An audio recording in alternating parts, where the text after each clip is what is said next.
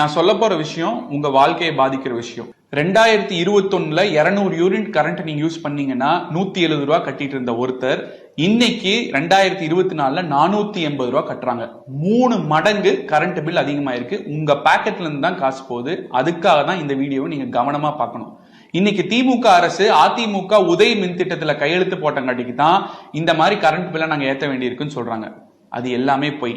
Number 1, Uday மின் திட்டத்தினாலதான் இப்போ current bill அதிகம் பண்ணிருக்காங்கன்னா அதிமுக அரசு ஜனவரி 8, 2017 உதய் மின் திட்டத்துல கையெழுத்து போட்டது. அப்ப இருந்து இப்ப 2021 ஆட்சி முடிகிற வரைக்கும் 4 வருஷம் ஏத்தவே இல்லை. அதுக்கப்புறம் திமுக அரசு 3 தடவை ஏத்திருக்கு. செப்டம்பர் 2022, 23 ஜூலை, 24 ஜூலைன்னு சொல்லிட்டு 3 ஆண்டுகளை ஏத்திருக்கு. அப்படின்னா உதய் மின் திட்டம் காரணம் கிடையாது. நம்பர் 2, முதல் தடவை ஏத்தும் போது திமுக அரசு என்ன சொல்லுச்சுன்னா நிலக்கரியோட விலை அதிகமா இருக்குங்க, அதனாலதான் ஏத்துறோம்னு சொல்லுச்சு. நிலக்கரியோட விலை 2022 செப்டம்பர்ல $437 இருந்தது ஒரு டன்னோட விலை. ஆனா இன்னைக்கு $135 தான். ஆக மொத்தம் பாத்தீங்கன்னா 70% நிலக்கரியோட விலை குறைஞ்சிருக்கு. ஆனா இப்ப வரைக்கும் ஏத்துற பாடல் தான் இருக்காங்க, இறந்துட்ட பாடு இல்ல. அப்படின்னா நிலக்கரி விலை இதை ஏத்தறதுக்கு காரணம் இல்ல.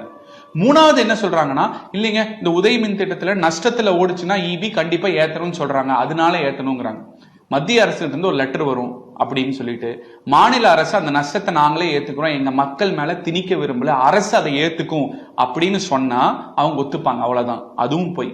நம்பர் 4, இல்லைங்க ஒரு துறையை நாங்க லாபத்துல நடத்தணும்னு நினைக்கிறோம், அதனாலதான் பண்ணணும் அப்படின்னு நீங்க சொன்னீங்கன்னா பார்க்கலாம். செப்டம்பர் 2022க்கு விலையேத்திற்கு முந்தத்த ஆண்டு இபியோட வருமானம் 62,800 கோடி, அதுல 9,130 கோடி நஷ்டம்.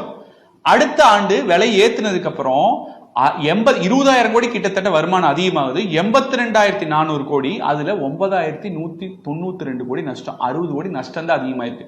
உங்களுக்கு புரியற மாதிரி சொல்லணும்னா 62 ரூபாய்க்கு ஒரு பொருள் விற்கிறேன், 9 ரூபாய் நஷ்டம்.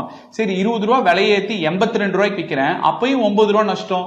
அப்ப நான் எதுக்காக பொருளோட விலை ஏத்தணும்? அப்ப விலை ஏத்துனங்காட்டிக்கு நம்ம பாக்கெட்ல இருந்து 3 மடங்கு இபி விலையை நம்மளும் காசு கட்டுறோம். இபியும் விலையேற்றி அந்த ஆண்டுல நஷ்டத்துல தான் போயிருக்கு. அப்ப இதனால யாருக்கு தான் லாபம்?